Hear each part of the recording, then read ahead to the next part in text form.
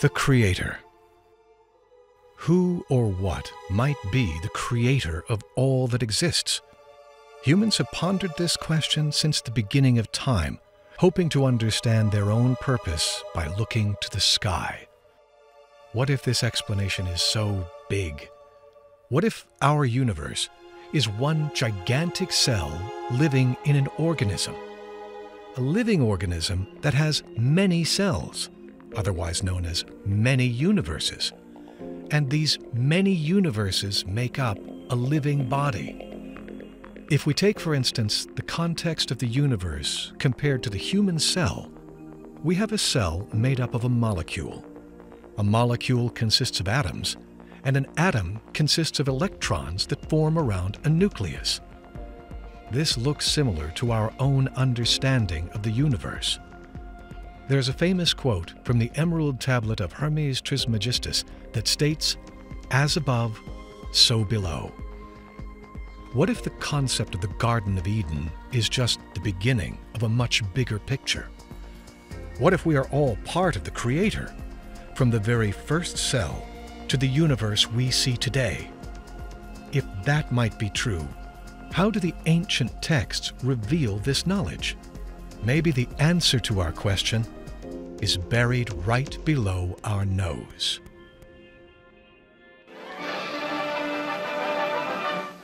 In 1945, it's an intriguing date, of course, because that's the end of the Second World War. We're moving into a new era following the Second World War. The Gnostic texts are found in Upper Egypt. Almost exactly the same time, the Dead Sea Scrolls are found in Israel as well. Nag Hammadi is a small village along the Nile River in Egypt. And a young boy was tasked by his mother to find kindling, which was in very short supply because there are very few trees, there's no forests that grow along the Nile River in that part of Egypt. Being very resourceful, he went to what he knew were old grave sites and old tombs, and he found papyrus books that were bound. These are the Gnostic texts. And it wasn't until someone recognized, a neighbor recognized what it was that he had, that the Department of Antiquities in Cairo became aware, and of course they moved very quickly to preserve the remaining documents. So the Nag Hammadi Library, it is the most complete record of the Old Testament, and the reason it's so controversial is because it contains many of the books that have not been seen since the church edited them in the 4th century. Now, I don't want to get mystical or spooky, but it's as though something is at work to not allow us to be blinded and silenced. Something is at work to allow these ancient ideas to come back into the world. And Gnosticism has indeed come back into the world. I'll try to reconstruct the situation. In the early years of Christianity, really, from sort of 30 AD onwards through to about 400 AD, there are actually many different kinds of Christians, many different sects that regard themselves as Christians, as followers of Christ, but they have very different views. Amongst those early Christian sects were a group that called themselves Gnostics. They believed that there is a divine spark in humanity. The Gnostic mission was to liberate that divine spark, to provide us with the saving knowledge, to lead us to the revelation that would help us to understand the true nature of things. Not the illusory nature that's been created to hoodwink all of us, but the real, true nature of things. What is life for Elon Musk? Now you can see a video game that's photorealistic, almost photorealistic, and millions of people playing simultaneously. And you see where things are going with virtual reality. If you extrapolate that out into the future with any rate of progress at all, then eventually those games will be indistinguishable from reality. They'll be so realistic, you will not be able to tell the difference between that game and the reality as we know it. Well, how do we know that that didn't happen in the past and that we're not in one of those games ourselves? Some believe this concept of a simulated universe originated from these ancient Gnostic texts that suddenly were discovered in 1945. These lost books named the creator of the universe as an aeon named Sophia. Sophia was considered to be a frequency, and her frequency would manifest into certain humans and the material realm. This myth of Sophia has challenged some to look at the universe differently than they have before. The manifestation of Sophia, the personification of Sophia, might be representative of fractal energy and the fact that fractal energy fills the gaps between the symmetries of the very small and the very large. And it's this energy that we're basically saying is controlling this ancient technology, that all of this ancient technology is based upon that same idea, that it goes on and on through every single ancient teaching, that this idea that there is this all-encompassing, unified, energetic field makes a lot of sense that would be equated to Sophia. Fractal energy has a very deep relationship to the golden mean ratio. And the golden mean ratio is present in human DNA. That's what our DNA is based off of. And it's through this fractal energy and the fact that the golden mean ratio basically keeps it in check and keeps it going in a certain direction that we're able to derive a lot of new technology even today. It's something that they're beginning to rediscover, something Nikola Tesla had come across in his work. But it's interesting that these ancient civilizations were recording information like this and doing it in such a way that a parable could back up actual scientific information. Could the ancient Gnostic texts be explaining not only the creator, but the frequency in which the creator exists through mathematics and quantum physics? This third dimension is what we consider to be a holographic reality. It's not just me saying this, it's a lot of scientists have come forward now, a lot of scientists involved in supersymmetry and quantum physics, quantum mechanics, stating that the nature of the reality of the universe itself appears to be holographic in nature. So what scientists did was they did an experiment called the double slit experiment, where they put two little tiny microscopic slits and they put photons on the back, and they shot these photons through these slits. Well, when they weren't looking, the photon created a wave pattern on the back wall of this experiment. So they said, why? How can this be? How can individual photons create a wave pattern? So they went back and put a looking device, a camera, to see how the photons were going through these slits to create a wave pattern. They wanted to know how that could be. Well, when they did that, when they looked, it created a digital pattern on the back wall. So all of a sudden, it was a wow moment. The actual prospect of looking, in other words, conscious intervention, can change matter, can change the shape of the universe. So basically, it tells us that consciousness is really what is all that exists in the universe. The universe is pure consciousness. And what consciousness has actually done, it has actually recreated itself, or it actually split itself into pieces to experience itself subjectively. So consciousness wants to go out and it wants to create. And what it has done, it has gone out with these energies and it has created subjectively humans, planets, galaxies, so that it can experience itself from another perspective. And this is what we take from it from the quantum level in terms of these Sophia energies and some of these Gnostic energies. It appears that consciousness is the only thing that really exists and everything else seems to be an illusion. Nassim Haramein's been doing some really interesting work which does tie in very much to the old view of the ancients and the Gnostics, in that it explains how creation transpires. What he's talking about in more of a metaphysics or quantum level is how existence comes to be. It's cosmogony. So it's how the cosmos comes to form, which to the Gnostics was the flow of reality from eternity into nature and back. This flow is actually represented by the goddess Sophia. She is the flow of reality itself, coming out from the pre-existent state of spirit. But if this is true, why would this understanding of the universe and an aeon named Sophia be hidden beneath the sand for so long?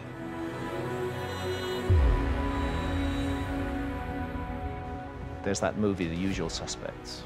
There's a line in the movie. The greatest trick the devil ever pulled was convincing the world he didn't exist. Gnostics took it one step further. The greatest trick the devil ever played was to convince the world that he is God. In other words, from the Gnostic point of view, what have been worshipping for thousands of years isn't God at all. It's a demonic force.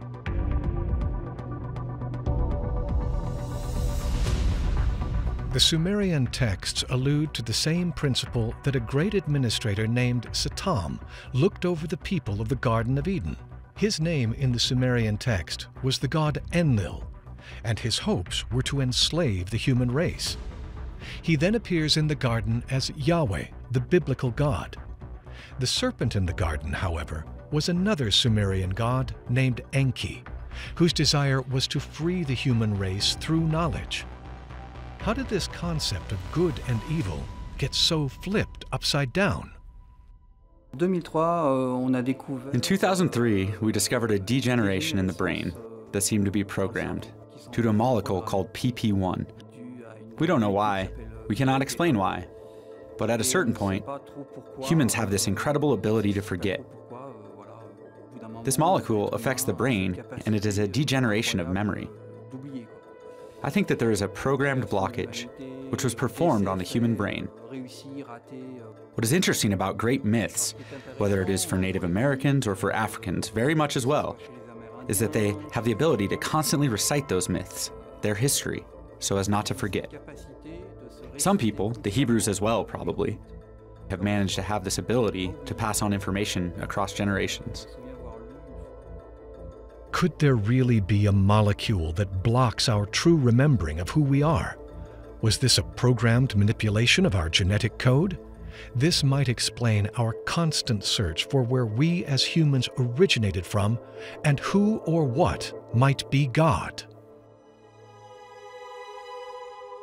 The Garden of Eden to the Gnostics refers to the center principle from which all creation springs. So it's the pre-existent spirit of God, so to speak. So this is before time and space. So it's the circle whose center is everywhere and whose circumference is nowhere. So everything that exists in this world pre-exists within what the Gnostics refer to as the pleroma, which means fullness. It is hard to imagine where the pleroma could be located with our current point of view. Some say that it is linked to dimensions, but I think that inherently the idea of pleroma is more linked to frequency, another frequency. If we go back to our understanding of quantum physics and the creation of matter, could this frequency transcend into our physical universe today? And how do the Gnostic texts explain this? There's a pre-existent tension in the pleroma where the archetypal deities or archangels almost demand their expression or substantiation within the playing fields of creation itself, because they pre-exist in this state of light, but they almost need to express these ideal forms that they represent. So what Sophia, the myth, kind of represents is the urge for them to create themselves. The goddess Sophia, the Aeon, Sophia, whose name, of course, means wisdom.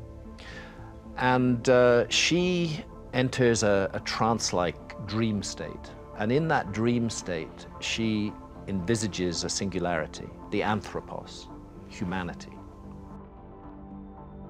So she exits the pleroma and then falls into a state of deficiency. And in that state of deficiency, she splits. So there's a higher version of Sophia that remains in the pleroma, which is kind of like her celestial twin. And then the lower Sophia exits and becomes the physical universe, the cosmic, the soul of the world, which is deficient because now evil is introduced into that, or a deficiency or a corruption. As a result of that fall, tearing through the layers and levels of reality, is created the entity that the Gnostics call the demiurge. And he is also the creator of the physical earth. and of the beings who dwell upon it. It is Sophia's work that inserted into the heart of humanity, deep within us, is this divine spark, that we are fundamentally creatures of spirit immersed in matter. If Sophia is the creator of our divine spark, then could the demiurge be the creator of the matter we exist in? Is he the architect of our reality? The demiurge becomes a representation of Sophia's irrational passions. So Sophia's irrational passions takes on the form of the demiurge, which also becomes the rulers of the archons. According to Graham Hancock, the demiurge is what humans might refer to as the biblical God or creator of the universe. And this creator created himself, angels or demons, depending on how you look at it. And these archons help keep order in the universe. The goddess Sophia is incarnated in the earth itself, but the earth is the domain of the demiurge. And the project of the demiurge is to get rid of that divine spark in humanity, to snuff it out, to stamp it out forever, so that we become entirely his creatures. The archons, which were created by the demiurge, according to the Gnostic texts, stand between the human race and the great architect himself. In most cases, they are considered to be semi-hostile angels and demons. The demiurge's motives were not that good, according to the Gnostics. And then the demiurge put and created these archons to be in charge of making sure that the universe stays intact as a prison for souls. Every generation is a step lower, further from the perfect monad holiness, and they created worlds of their own. Now, they were only one step above pure evil, so these were corrupted worlds. In the Gnostic text, specifically the Apocryphon of John, it gives a detailed account of the various archons. In this chapter, it suggests there are 7. These actually correspond very nicely with the 7 planets. And the actual names of the planets in our tradition have very different names when they are called archons in the Gnostic tradition. Saturn in the Gnostic tradition is called Yaldabaoth or Samael. Jupiter is called Iao. Mars is called Sabaoth. Venus is called Astaphanos. The Sun is called Adonaios. Mercury is called Elios. And the Moon is called Horaios. We now have astrology where planets appear to have influences on the personality that vary from one to the other. We then have this opportunity to understand there is a ghost in the machine. Something is going on that takes the apparent mundane reality of life on its surface veneer level. And you look past that veneer and you see that there is an organized plan in place. Could the ghost in the system be the energy of Sophia reincarnating herself into goddess archetypes? And could these concepts of the demiurge and the archons coincide with some of the motivations of the characters in the Sumerian text?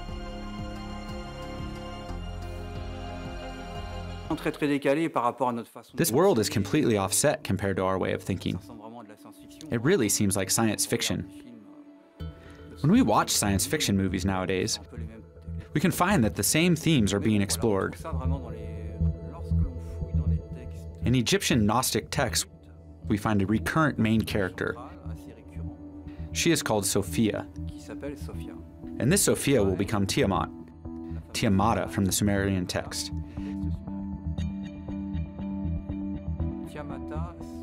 Tiamata can be decomposed in Ti, Ama, and Ta. The latter is not always added. In very concrete terms, it means Lady of Life. Ama is lady, and Ti is life. It is interesting to see that, right off, we get that she is a supreme goddess. Then we can actually find her in different mythologies. Tiamat is the archetype of the mother goddess, and as Sophia's spokesperson, is all-powerful. And according to the Sumerian text, she is going to create herself a lineage of females that we call Amashatum. This could be translated to the lizard mothers. In the Sumerian text, I think it's important to note that the Sophia energy is going to create a new being named On. You should know that the On particle also means the sky. That character is then going to create a people we find in Sumerian text.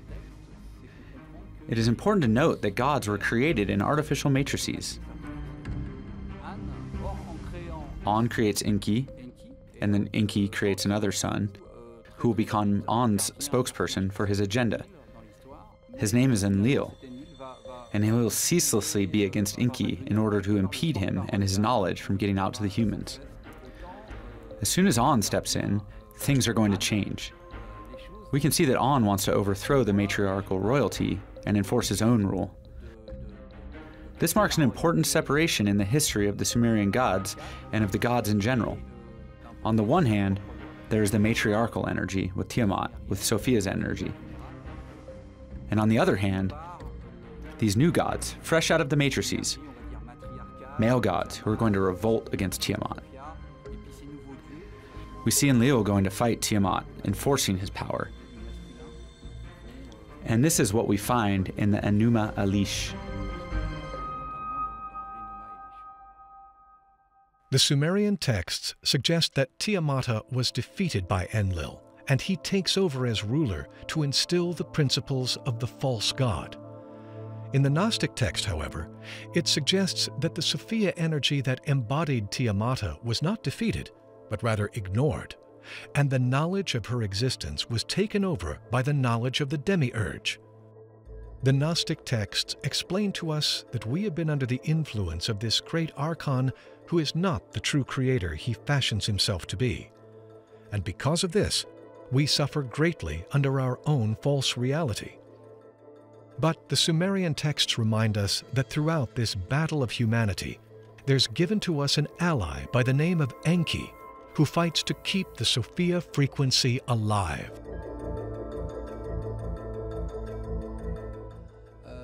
It is important to know that the so-called Gnostic texts, the ones from Nag Hammadi, were all excavated in Egypt. That is crucial information because the character of Enki lived for a while in ancient Mesopotamia, but after a while was in such disagreement with Enlil that he left for Egypt. He attempted civilizing mankind. He is then found under the name of Osiris. These archives, probably created by Enki, usually depict events that took place prior to the ones that we find in Sumerian texts. They are about the creation before creation itself. There is a return of Sophia to the Logos, or the Godhead. And when that return happens, it is described as being this incredible burst of light that actually changes the very fabric of the bodies themselves. This, to me, sounds like another example of the widespread prophecies that we see of this energy release from the sun. The Greek and Roman philosophers often called it ekpyrosis, a massive fiery release from the sun. So when we're looking at this story of Sophia and her redemption, it seems that it is another example of the prophecies that go all the way back to the Greek texts, the Hindu texts, in which we go through some sort of massive transformation, and this sort of fallen state of our solar system or humanity is then brought up to a higher spiritual level in some way. Could the Gnostic texts be supporting the meaning behind the Sumerian creation story? If the Gnostic texts are able to explain our possible beginning as humans and our current state of simulated reality, why do we still feel lost in the system? And will all this understanding of who we are and why we are here return? The story of the fallen Sophia does appear to mirror the story of each of us in terms of how we have become blinded to the afterlife, we become blinded to higher consciousness, we don't really understand if we're going to live again or if we have lived before, we don't understand if there's a purpose and a plan for our lives and for the greater universe. It's hidden. You can't really perceive it. It hasn't become substantiated yet. It's becoming substantiated through this life process that we're living, which is kind of like, I like to think that we live in the greatest story ever told. Like all these myths we're living it right now. It's a living mythology. And it's also a collective universe. It's all integrated. Like there's nothing, the only thing that separates us from each other and from nature and from the divine is our own misguided perception. Our misguided perception may have been the work of the ancient gods, but there is more evidence to support that the original creators of the Garden of Eden might have planted a seed on earth. It's as though something slipped past the redactors in the Bible. A little bit of truth came through, instead of all the lies that the Demiurge has spread. Up next, the Tree of Life and its imprint on the world.